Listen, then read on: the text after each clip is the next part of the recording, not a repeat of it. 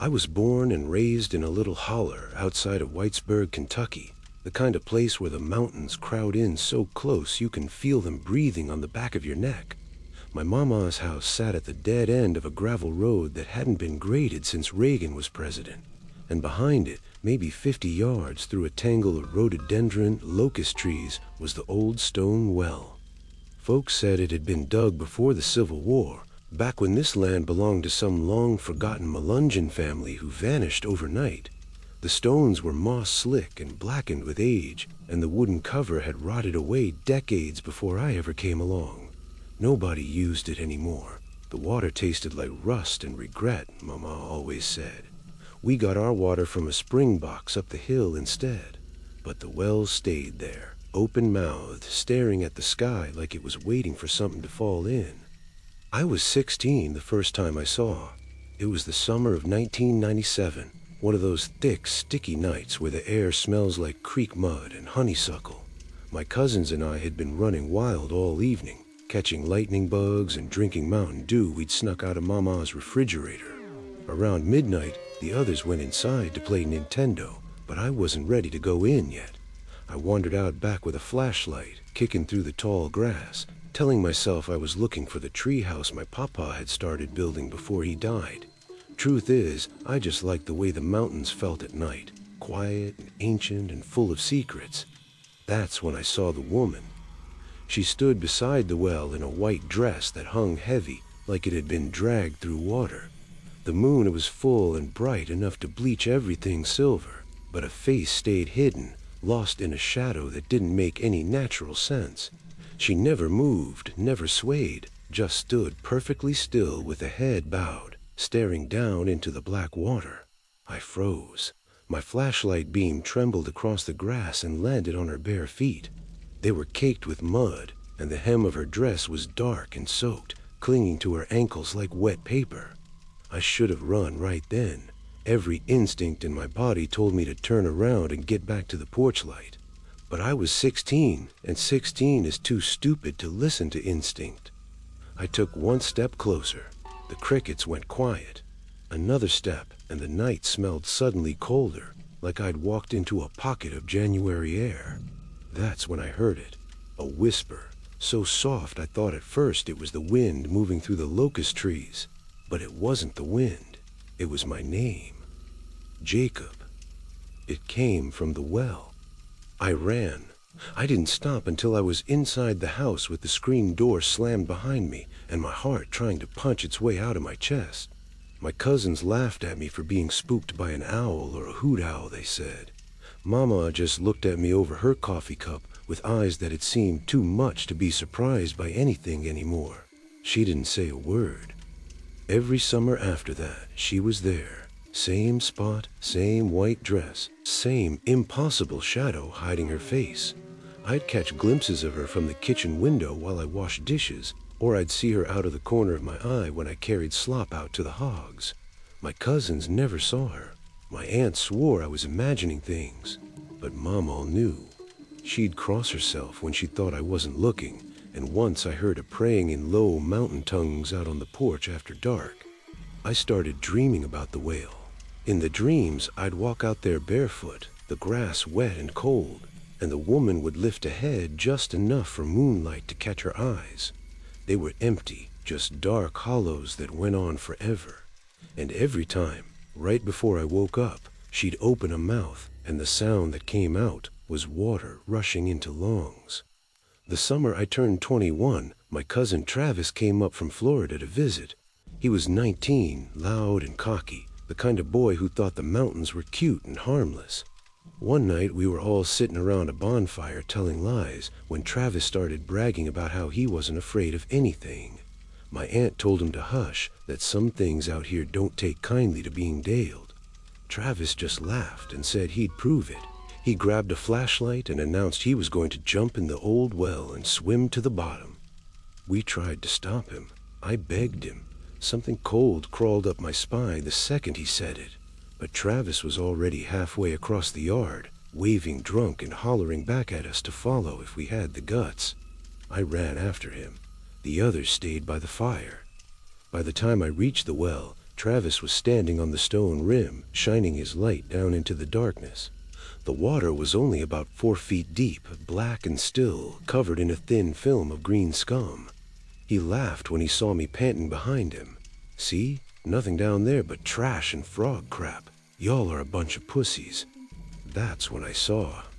She was standing right behind him, so close the soaked hood dress brushed the backs of his legs. The shadow still hid her face, but her head was tilted like she was listening to him. Travis never saw him. He turned and hopped down into the well, 1 foot already over the edge. I screamed his name. He slipped. It happened so fast. 1 second he was upright, the next he was falling forward, arms pinwheeling.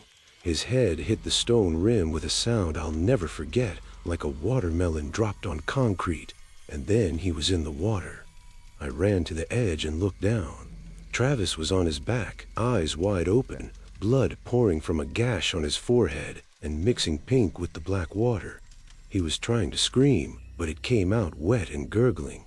The water was shallow, barely to his chest when he sat up, but he kept thrashing like something had hold of his legs and wouldn't let go. I reached for him. My fingers brushed his just as something pulled him under. The water wasn't deep enough to cover him. It wasn't deep enough, but he went under anyway. And when he came back up, his eyes were rolled white, and his mouth was full of black water that poured out like he was vomiting the well itself. I grabbed his shirt and hauled with everything I had. He came up choking and crying, and we both fell backward into the grass. He lived. Belle. Spent 3 weeks in the hospital with a cracked skull and pneumonia from whatever filth he swallowed. Doctors said he should have died from the fall alone. Travis never came back to Mama's house after that. Last I heard, he joined the Navy and wouldn't set foot in Kentucky again. I left for Nashville the next year, got a job, got married, tried to build a life that didn't have mountains leaning over it. Mama passed in 2014. The family put the property up for sale the following spring. One afternoon, I got a text from my sister, a real estate listing with a dozen photos of the old place. I scrolled through them, feeling that old ache in my chest, until I got to the last picture. It was taken from the backyard, looking toward the woods. The stone well sat in the background, half covered in kudzu, and standing beside it, clear as day, was the woman in the white dress. The shadow was gone. For the first time, I could see a face. She was looking straight at the camera, and she had my eyes. I zoomed in until the pixels blurred. Same color, same shape, same little scar through the left eyebrow I got when I was 7 and fell off the porch. I sat there in my office parking lot staring at that photo until my phone died. When I got home that night, I dug out every old family album I had. There wasn't a single picture of anyone who looked like no great aunt, no distant cousin, no missing ancestor. Just me, staring back from a face that wasn't mine. The house sold 6 months later to some couple from Ohio who wanted to turn it into an Airbnb. I thought about warning them. I thought about driving up there and filling that well in with concrete. But I didn't. Some things aren't meant to be buried. Some things just wait. Sometimes, late at night when the apartment is quiet, I wake up to the smell of creek mud and honeysuckle. I'll sit straight up in bed, heart hammering, listening. And if I listen hard enough, I can hear it, faint, coming from somewhere deeper than the walls. Water, dripping slow, and a woman whispering my name. I don't know what she wants. I don't know why she wears my eyes now, but I know one thing for certain. She's still waiting by that well, and one of these days, I'm gonna have to go home. I've always hated January. Up on Black Bear Ridge, where a family cabin sits, January doesn't just get cold, it gets mean. The wind comes down off the Cumberland Plateau like it's got a grudge, and the ice coats everything until the whole world looks like broken glass. That was the winter of 2009, the one the old folks still called a big freeze. An ice storm rolled in the day after Christmas and knocked the power out for 9 solid days. Sales service was a joke even in good weather, and with the roads glazed over, nobody was coming up the ridge and nobody was leaving. I was 26, between jobs, and thought a week alone in the quiet would do me good. My mama begged me not to stay up there by myself, said the cabin was too cut off when the weather turned. I laughed and told her I wasn't afraid of the dark. I was wrong. The first night wasn't so bad. I had plenty of split oak, a kerosene lantern, and a battery radio that mostly played static. I kept the fire roaring and fell asleep on the couch with a quilt pulled up to my chin. Around 3 in the morning, I woke up to the sound of dripping. Slow, steady, like a faucet someone forgot to turn off. I figured ice was melting off the eaves and went back to sleep. The second night, the dripping was louder, closer, and I realized it wasn't coming from outside. It was coming from the roof. Thump, thump, thump, like bare feet walking across the tan. I sat up and listened, heart already kicking. The steps went from one end of the cabin to the other, paused, then came back the same path. Slow, deliberate. I grabbed a flashlight and stepped out onto the porch. The beam cut through the dark and lit up nothing but ice-glazed trees. No ladder, no footprints in the snow around the foundation, no branches close enough for anything bigger than a squirrel to use. The steps kept going, right over my head, like whoever was up there didn't care that I was listening. By the third night, I knew the exact time it started, 3:17 a.m. I'd glance at my watch every time I woke, and sure enough, the second the minute hand hit 17, the walking began. Same pace, same circle, same pause right above the living room where I sat with Papa's old 12 gauge across my knees. I loaded it with birdshot the first night, switched to double-lot buck the second. By the fourth night, I was drinking coffee strong enough to float nails just to keep my eyes open. I told myself it was a coon or a possum that had found a way onto the roof and was too dumb to get back down. But animals don't walk like people. Animals don't stop directly over your head and stand still for minutes at a time, like they're listening to you breathe.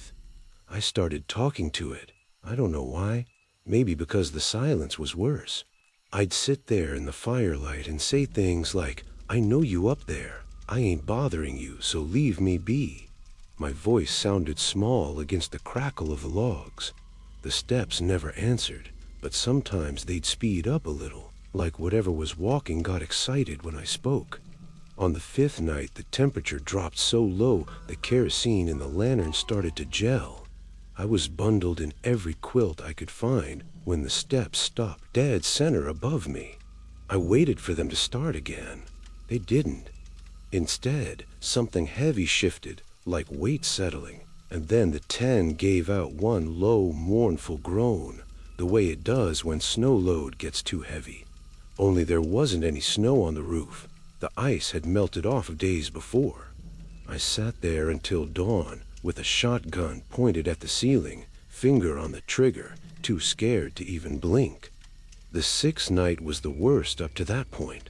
The steps came at 3:17 exactly, but this time they were faster, almost running, back and forth, like something pacing in a cage.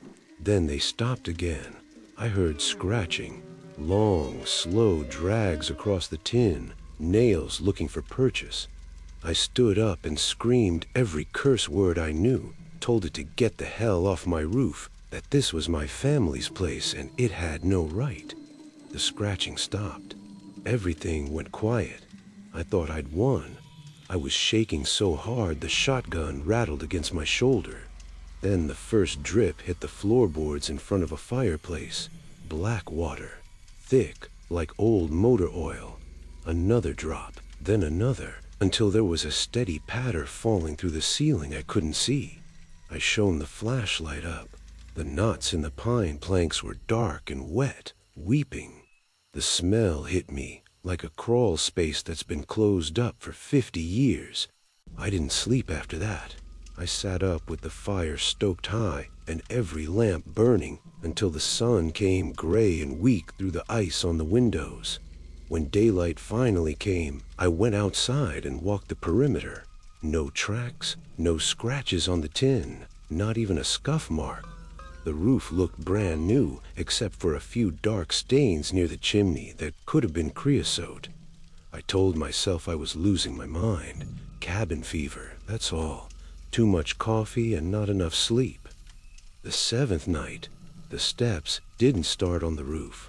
I nodded off in the rocking chair sometime after midnight, the shotgun still in my lap. I woke to the sound of a floor creaking inside the house. Bare feet on hardwood, walking the exact same circle they'd walked on the tin for a week.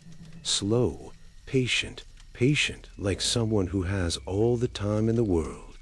The sound moved through the living room, past the kitchen, down the short hallway that led to the 2 bedrooms. I sat frozen, watching the hallway mouth with the flashlight shaking in my hand. The footsteps stopped right outside my bedroom door, the one I'd been sleeping with barricaded with a dresser because it felt safer than the couch. The knob rattled, just once, soft, testing. Then silence so complete I could hear a blood in my ears. I don't know how long I sat there. Minutes, hours. At some point, the cold started creeping in under the doors, worse than any night before, like the fire had gone out even though I could see the flames dancing. Frost bloomed across the inside of the windows. My breath hung in the air, and still the thing waited on the other side of that door. I never heard it leave. I just know that when the first gray light came through the frosty glass, the pressure in the house felt normal again. The fire was still burning. The frost melted as quick as it came. The power came back on the 9th day. The hum of a refrigerator starting up was the sweetest sound I'd ever heard. I packed my truck in 10 minutes flat and drove down the ridge without looking back. It wasn't until I got to my mama's place in town that I realized I'd left a shotgun leaning against a wall by the fireplace. I never went back for it. A month later, when the roads were clear, my cousin Ray went up to check on the place and air it out. He called me that night and asked why the hell I'd torn out half the living room floor. I told him I hadn't touched the floor. Ray said there was a perfect circle of boards pried up, nails and all, like someone was looking for something underneath. And from the attic hatch in the hallway ceiling, there was a trail of wet footprints, bare feet, leading straight to my bedroom door and stopping.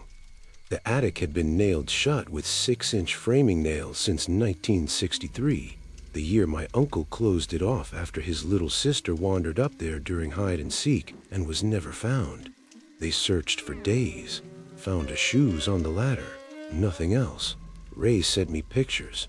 The footprints was small, like a child's, but the stride was too long, and the what they left behind was black, smelling of rot and coal dust. He poured bleach over the whole mess and nailed the attic shut again, but he said the wood was soft, like it had been soaking for years. I still hear it sometimes, when the house is quiet and the wind is out of the north. A faint thump, thump, thump overhead, patient as ever. And I know one of these winters, when another big ice storm comes and the power goes out for days, those footsteps are going to start walking again. Only next time, I don't think they'll stay on the roof. I think they're still looking for a way in. And I'm afraid one night, I'll be too tired to keep the door locked.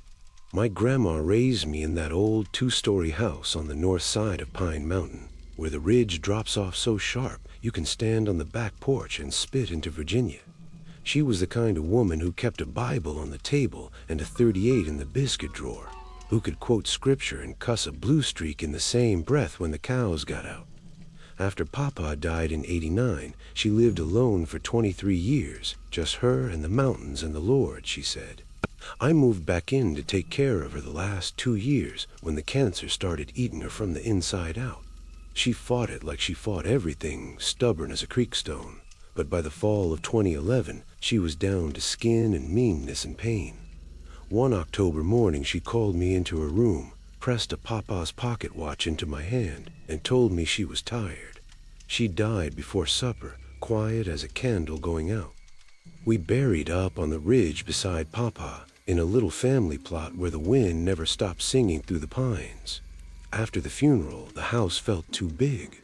I kept expecting to hear her slippers shuffling across the kitchen linoleum, or her voice calling from the back bedroom, telling me to shut the door. I wasn't raised in a barn. But there was only silence.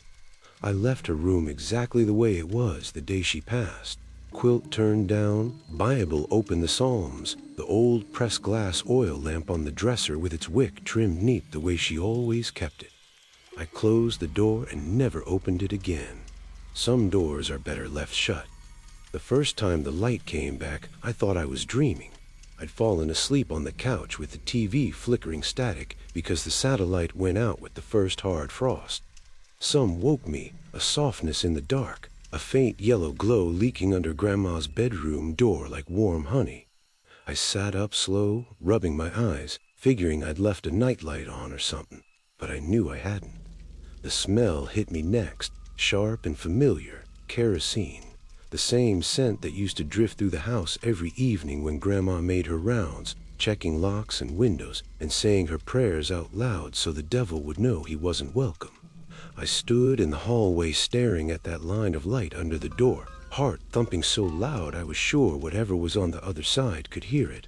I reached for the knob, turned it real slow, and pushed the door open. The room was pitch black and cold enough to frost my breath. The glow was gone. The lamp sat on the dresser exactly where it had been for months, globe dusty, chimney dark, wick burned down to nothing years ago. Empty. I stood there long enough for my eyes to adjust, long enough to feel the emptiness pressing in from every corner. Then I closed the door and went back to the couch, telling myself it was grief playing tricks, nothing more. But it kept happening. Every few nights the glow would come back, always starting under her dough, always with that kerosene smell riding the air like a memory you can't shake. After a while it started moving. I'd wake to see the light sliding along the baseboards in the hallway, soft and steady, the way Grandma used to carry that lamp when she checked on me during storms when I was little. I'd lie in bed listening to the faint creak of floorboards that shouldn't creak because nobody was walking, watching the glow drift past my door and disappear toward the kitchen or the stairs. I never followed it. I just pulled the covers over my head like a kid and waited for morning.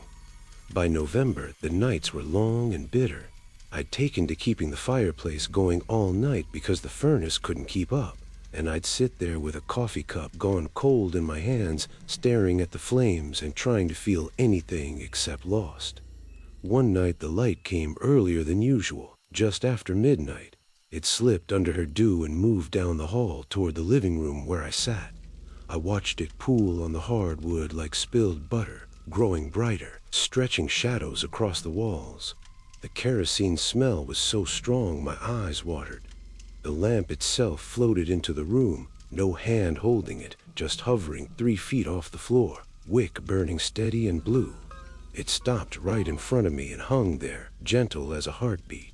I could see the reflection of the flame dancing in the black window behind it, and for just a second, I thought I saw her silhouette inside the glow, thin and bent the way she'd been at the inn, head wrapped in the blue scarf she wore when her hair fell out from the chemo. I couldn't breathe. I wanted to speak, to say a name, but my throat closed up like a fist. The lamp drifted closer until the heat of it kissed my face. Then it turned and floated back down the hallway, pausing at each door the way she used to, making sure everything was locked up tight. When it reached a bedroom, it slipped under the door and vanished. The smell lingered for hours.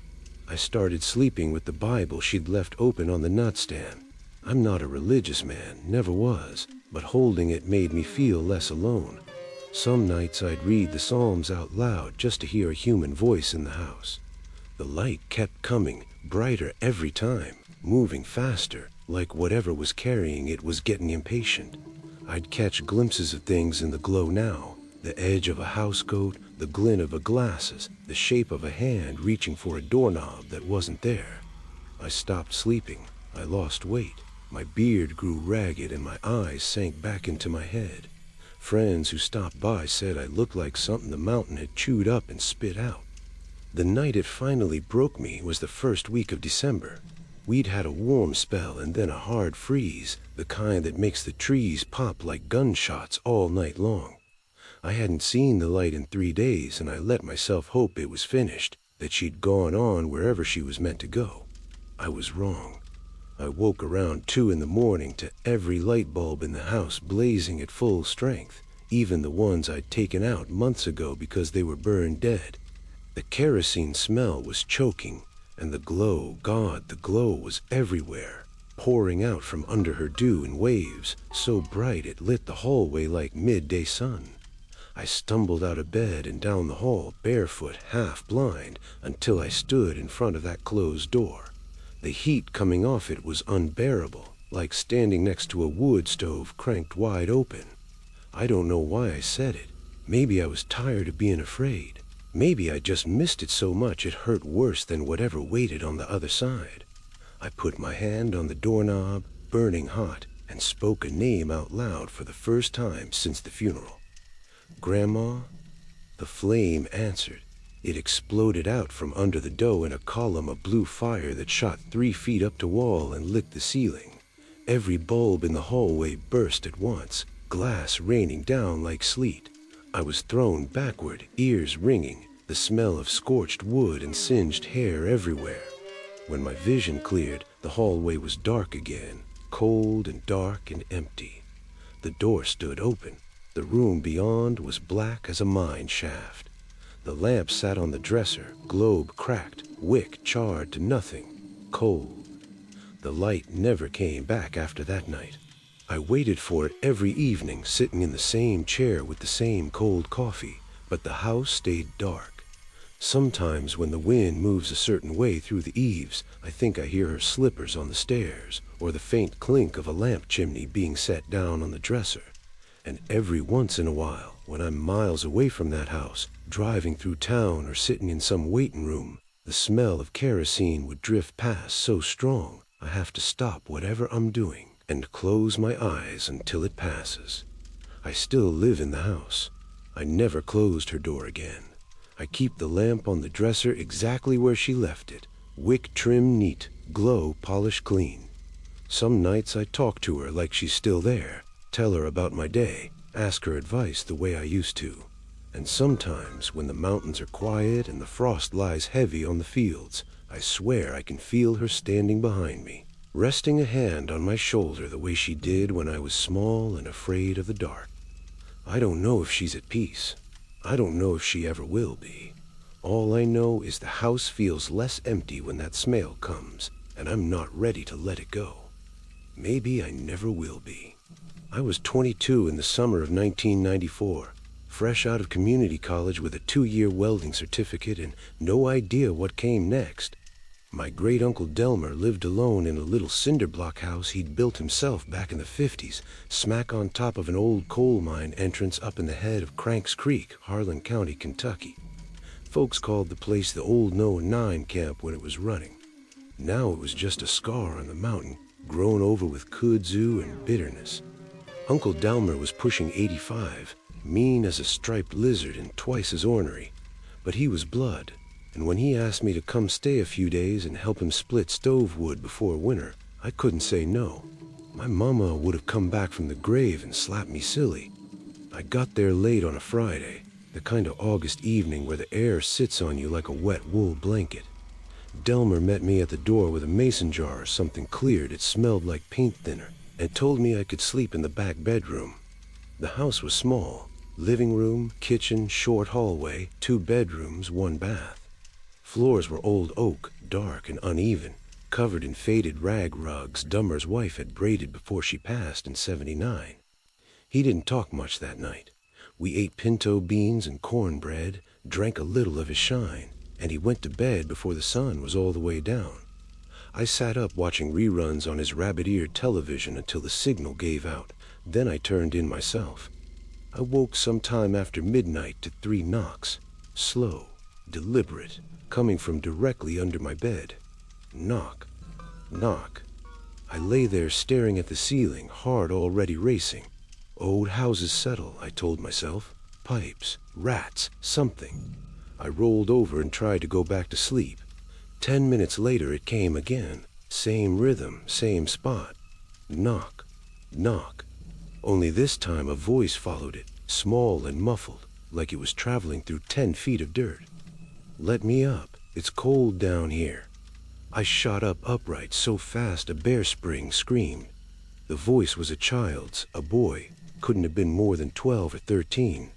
I grabbed a flashlight I kept on a nightstand and swept the beam across the room. Nothing.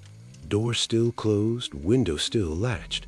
Just the same old furniture and the smell of coal oil and muff balls. I laughed at myself, shaky and thin, and told the dark it wasn't funny. Kids from the holler like to mess with flatlanders, and even though I was born and raised in Harlan, 2 years at college apparently made me fair game. I figured somebody had crawled under the house with a tape recorder or something. I opened the bedroom door, stepped into the hall, and called out that I wasn't scared. They could come out now. Silence answered me. Even the crickets outside had gone quiet. I went back to bed, but I left the light on. The next morning, Delmer acted like nothing happened. I asked him if kids ever played pranks around the place. He gave me a look sharp enough to shave with and said, "Ain't no kids been up this holler in 20 years. Too many dogs." That was the end of the conversation. That night I was determined to catch him. I dragged a kitchen chair into the living room, sat with my back to the wall, and waited. Around 1:30 the knocks started again. Only this time they were under the couch where Delmer usually sat. 3 slow taps. Then a voice, clearer now, pleading. "Please, mister, let me up. I can't find my way." I jumped up and flipped the couch over. Nothing underneath but dust and a 1963 penny. The knocks moved, 3 more, right beneath my boots in the middle of the room. I stomped hard, told whoever it was I'd called the law. The only answer was another knock, and a sound I'll never forget as long as I live. A small shuddering sob, like a child who's been crying so long he's got nothing left. I spent the rest of the night on the porch with a Marlboro Red and Delma's 410 across my lap. The mountain was black and star-drunk, the only light coming from a half-moon tangled in the locust trees. I didn't hear the knocks again until just before dawn, fainter now, like they were moving away. Sunday, I helped Delmer split wood until my shoulders burned. I didn't mention the knocks. He didn't ask why I looked like I hadn't slept since Tuesday. When the sun went down, he poured us both another jar of shine, stared at me for a long minute, and said, "You hear him too, don't you?" I started to lie, but the look in his eyes stopped me cold. He nodded slow, like a man who'd been carrying a weight for 50 years and finally found somebody else to help hold it. Then he changed the subject to how the Reds were doing and never brought it up again. That night was the worst. I'd moved my mattress into the living room, closer to the door, figuring I could make a run for my truck if I had to. I was pretending to read an old Louis L'Amour when the knocks came again, 3 of them, right under my pillow. Before I could move, the voice spoke, so close I felt it in my teeth. "I'm scared of the dark. Mama said you'd let me out." The rug in the center of the room rippled like something underneath was pushing up. I watched, frozen, as the braided loops lifted a good 2 inches and then settled again. The knocks followed me when I backed away, traveling across the floorboards, always 3, always directly under where I stood. I ran to the kitchen, and there they were under the table. I ran to the hallway, and they were under my feet again. I was crying by then, snot running down my lip, begging it to leave me alone. That's when I saw the seam. There was a place near the hallway junction where the floorboards didn't quite match, a square maybe 3 foot by 3 foot, covered by a rug Delmer always kept pulled straight. I'd walked across it 100 times that weekend and never noticed. I grabbed a corner at a rug and yanked it back. Underneath was a hatch, old pine planks nailed down tight, iron hinges green with age. The knocks were coming from directly beneath it, frantic now, a terrified rat-tat-tat that matched my heartbeat. I dropped to my knees and put my ear to the wood. The voice was right there, inches away, muffled by dirt and time. "I just want to go home." My hand closed around a rusted handle. The metal was ice cold, burning my palm. The knocking stopped a second my skin touched iron. Everything went still. I could hear my own breath whistling in and out, could hear a blood pounding in my ears, could hear a mountain itself holding its breath. I don't know how long I knelt there, long enough for the moon to move across the window and paint the floor silver, long enough for the terror to turn into something heavier, something that felt like grief. I never opened the hatch. I pushed the rug back over it, went outside, sat in my truck with the engine running and the headlights cutting tunnels through the dark until the sun came up. When Dummer woke, I told him I had to get home, made up some lie about my mama being sick. He just nodded and pressed a paper sack of canned beans and a jar of his shine in my hands like payment. As I was pulling out, he leaned in the window, eyes red-rimmed, voice barely above a whisper. "Best leave some things buried, boy." I didn't go back to that house for 30 years. Uncle Delmer died in 2019. The family had him cremated, scattered his ashes up on the ridge where the old tipple used to stand. I was 52 by then, married, 2 kids, living in Knoxville with a good job and a mortgage. I thought I'd outrun whatever happened that summer. Then one night in early spring of 2023, the phone rang. It was my cousin Raylene, Dalmer's granddaughter. She'd inherited the place and was cleaning it out to sell. I told her no. She got quiet, then said, "There's something down in the floor you need to know about." She sent me pictures. The rug was gone. The hatch stood open, the boards pried up and stacked neat to the side, like somebody had finally finished a job started decades ago. In the cavity beneath was a vertical shaft, hand-cut timbers rotten away, disappearing in the black water 10 feet down. And on the dirt at the bottom, clear as day in the flashlight beam, was a single child-sized footprint, bare, perfect, heading toward the ladder that wouldn't there anymore. Raylena said the house sold the next week to some couple from Ohio who want to turn it into a weekend rental. They're talking about putting in a hot tub where the living room used to be. Sometimes when I'm driving home late and the interior's empty, I'll hear it, 3 soft knocks coming from under my truck. And if I roll the window down just a crack, I swear I can hear a small voice riding the wind, faint and polite and patient as death. "Let me up, mister. It's cold down here." I never answer, but I know one day the knocking will stop waiting for permission, and I still don't know if I'll have the strength to keep driving. The first time I ever took that old logging road outside Boone was back in the fall of 2016. I'd been living in a little rental cabin off Bamboo Road for about 6 months, working remote tech support and trying to outrun a divorce that still felt like somebody had hollowed me out with a dull spoon. Most weekends I'd drive the back roads just to keep from sitting still, because stillness let the memories creep in. That Saturday the sky cracked open around 2 o'clock. A cold mountain rain that came down sideways and turned every dirt track into a creek. I was 20 minutes from anywhere when the wipers couldn't keep up anymore, so I pulled off onto a gravel spur I'd never noticed before. 100 yards in, half swallowed by kudzu and poplar saplings, sat the church. It was a plain clapboard building, white paint gone gray and peeling, steeple leaning like it was tired. The sign out front had once said Beach Creek Primitive Baptist, but the letters were weathered down to ghosts. The front doors hung open on one hinge, swaying in the wind. I didn't think twice. I was soaked to the bone and needed any roof that wasn't my truck cab. I ran through the downpour, boots slipping on mossy steps, and ducked inside. The air in there was thick, the kind of damp that gets into your lungs and stays.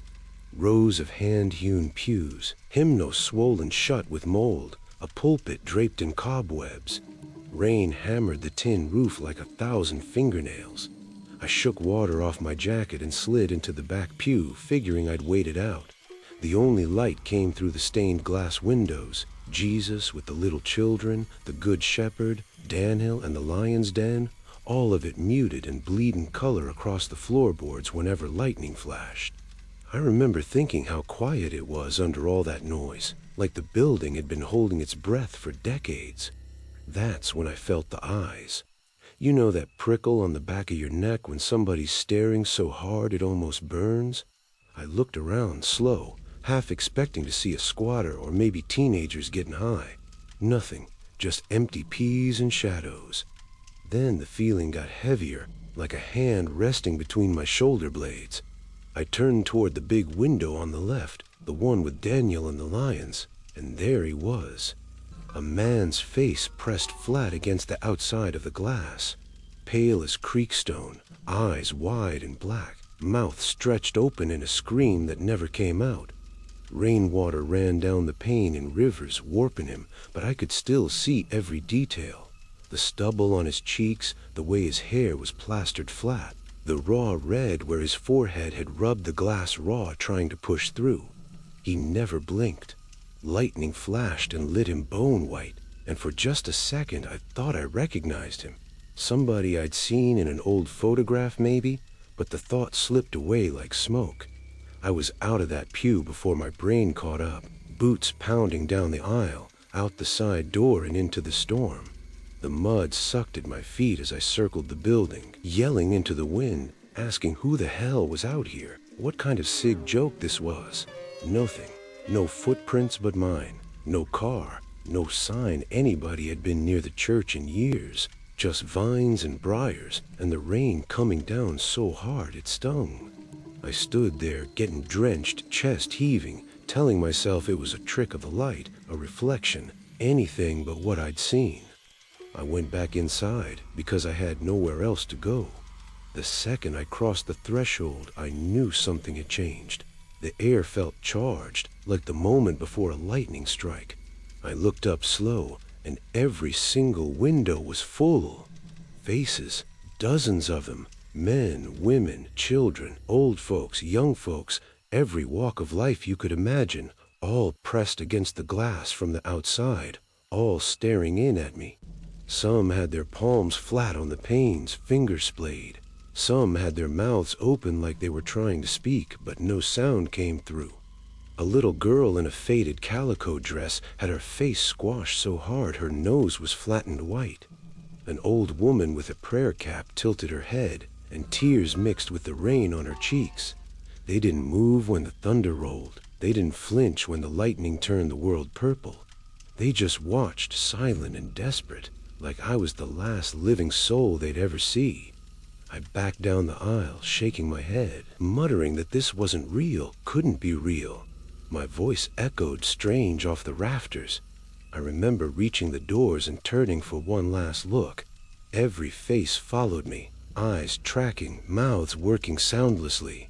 The man from the first window was still there, but now his hand was raised, one finger pointed straight at me like he was choosing me out of a lineup. I ran. I left my truck and ran down the logging road on foot, slipping and falling in the mud, tearing my jeans on briars, until the church was out of sight and my lungs were on fire. A logging truck finally picked me up 3 miles down the mountain, driver staring at me like I was half crazy. I told him I'd spun out. I don't think he believed me. For weeks after, I couldn't look in a mirror without my skin crawling. I'd catch movement over my shoulder, a flicker of pale skin or dark eyes that vanished the second I turned. The worst was the shower. I started taking them with my eyes closed, because every time the glass fogged, I'd feel that pressure again, that sense of being watched from inches away. One night I forced myself to look. The steam cleared just enough to show a handprint on the inside of the glass, small like a child's, sliding slowly downward. I moved out of that cabin the next week. I thought distance would fix it. It didn't.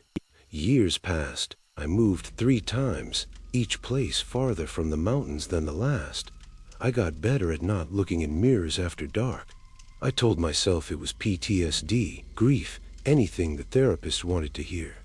Then one night in 2022, I woke up in my apartment in Charlotte with rain lashed in the windows and the old feeling sitting on my chest like a hound.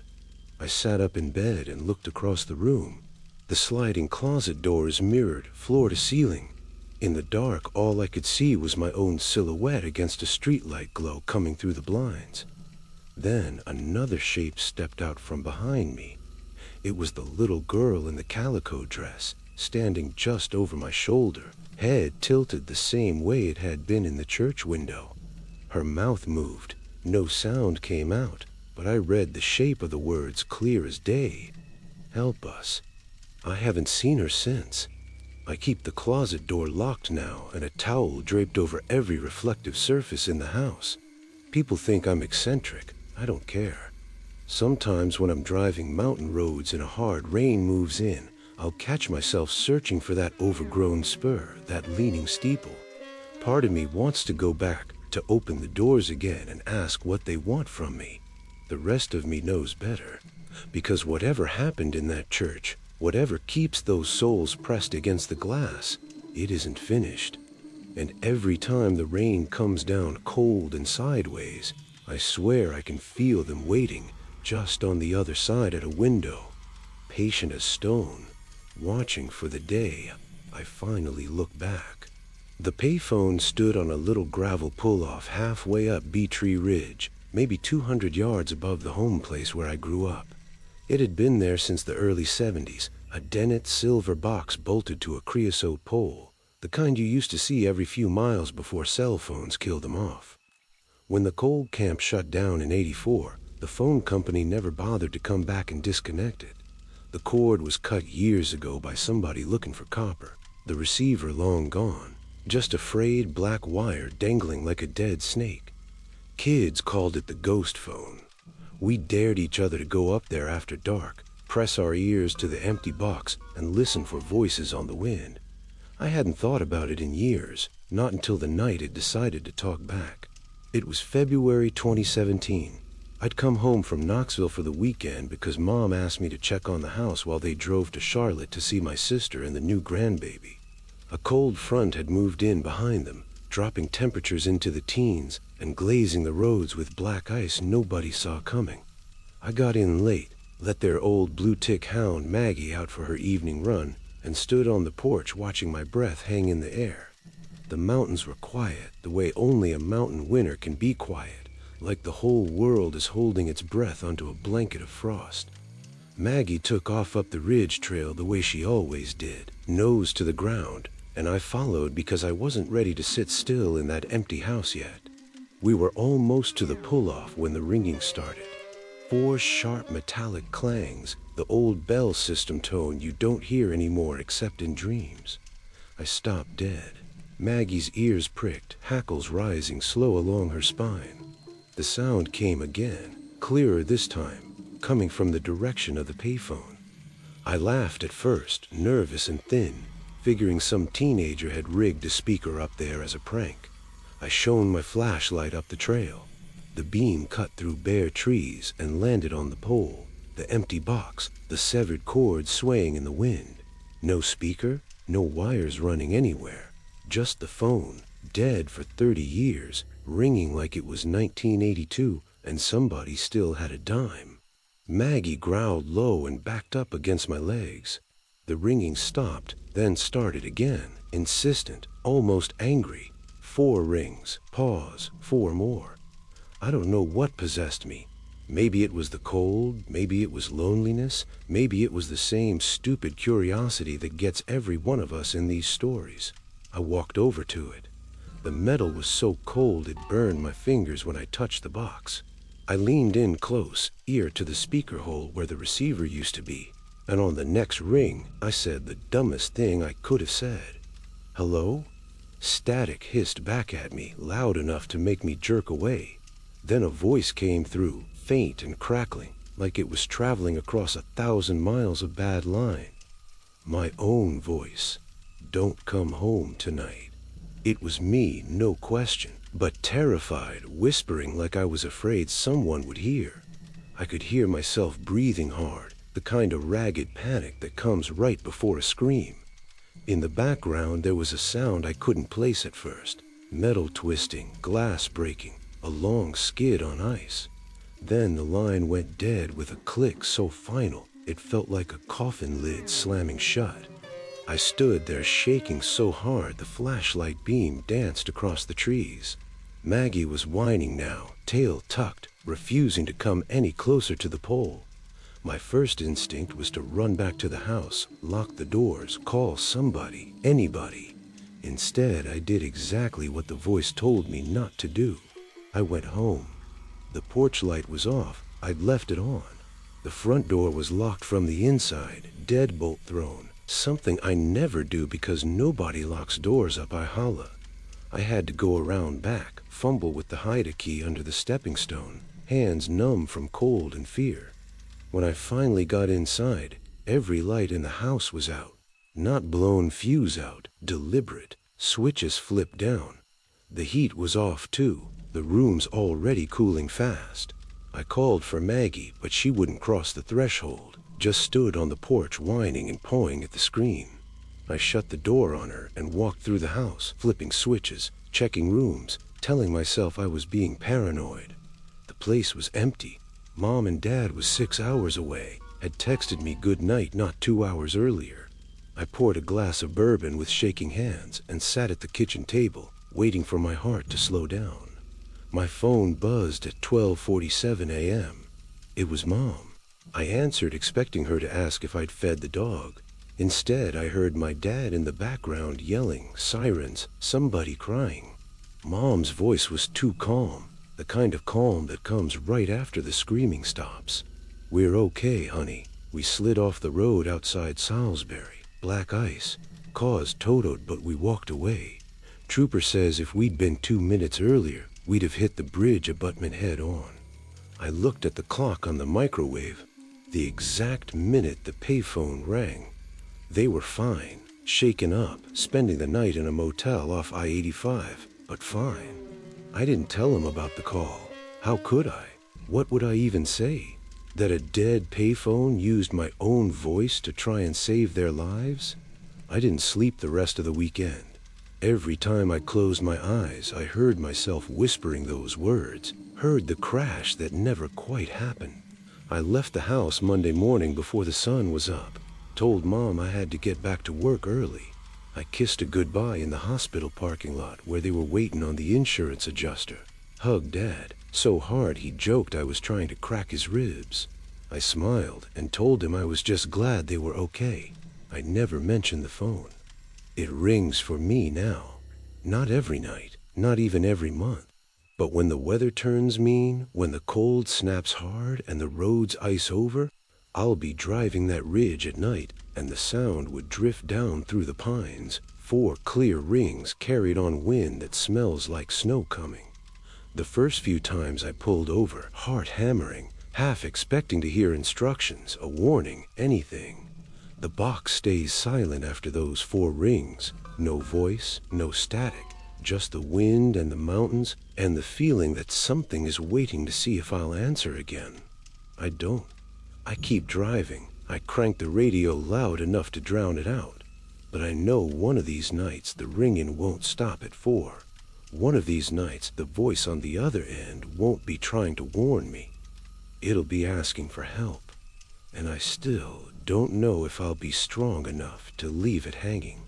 My Uncle Ray died the week before Thanksgiving 2023, alone in that single-wide trailer he'd parked at the end of a washed-out logging road outside Clintwood, Virginia.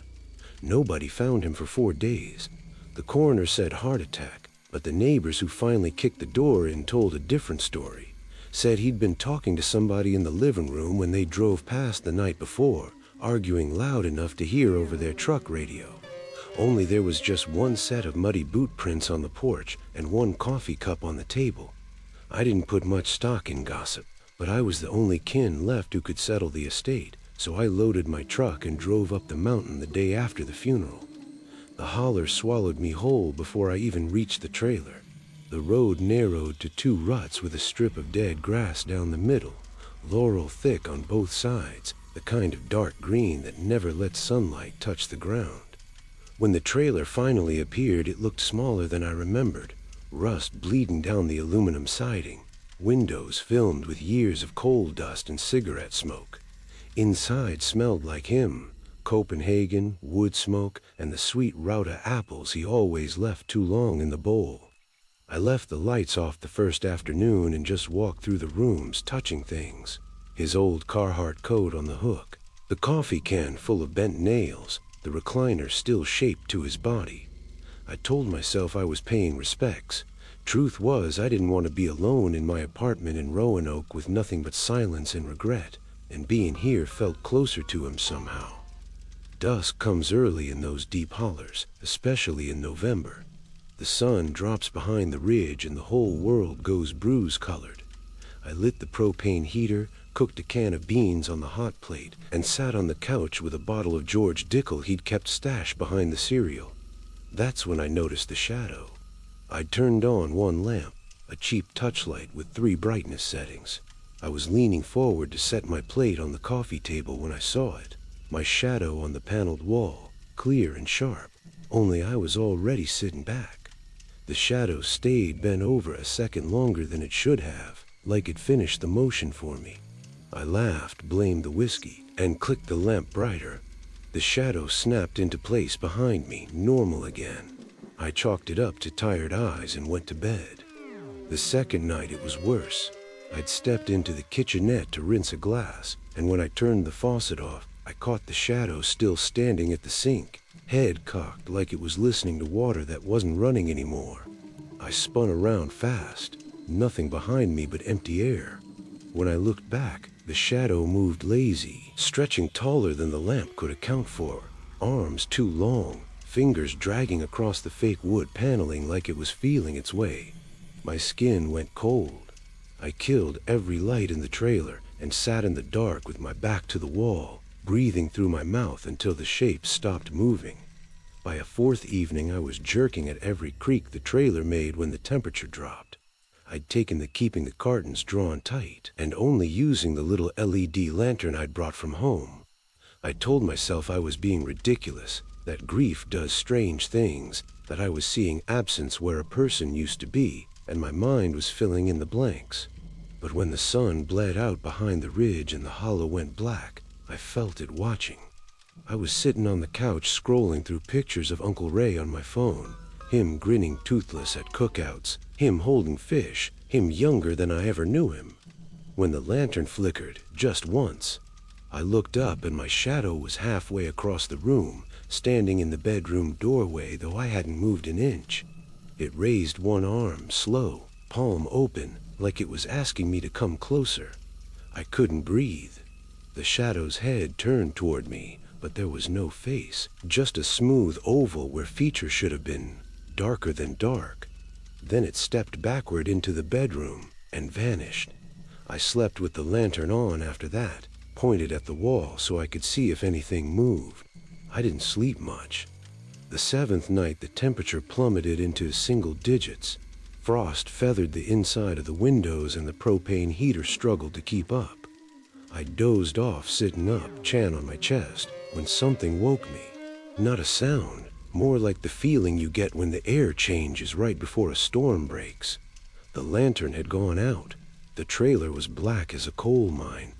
I fumbled for my phone to use the flashlight, and that's when I saw it. My shadow standing at the foot of the fold-out bed. Same height as me, same hoodie, same sweatpants, but the hood was up, and the face beneath was nothing but a hole, a swallowing absence that made my eyes water to look at. It didn't move at first, just stood there, swaying slightly, like it was getting used to having weight. It raised one arm, slow as rising dough, and pointed at the closet door behind it. I didn't want to look. Every cell in my body screamed not to look, but my head turned anyway, like something else was working the strings. The closet door was open 6 inches. Uncle Ray's old cowhide hung on the rod inside, the same coat he'd worn every day I ever knew him, frayed at the cuffs, stained with grease and tobacco juice. Only the coat wasn't empty. The shoulders were rounded like a man was wearing it, the weight pulling the hanger down crooked. I could see the shape of a chest rising and falling slow, the suggestion of arms inside the sleeves. Whatever was inside turned its head toward me, real slow, the way you do when you hear your name called from far away. The hood of the coat shifted, fabric stretching over something that had no right to fill it. I made a sound I didn't know I could make, half sob, half scream. I lunged for the lantern, smashed the button until light flooded the room. The shadow at the foot of the bed wavered, thinned, and was gone.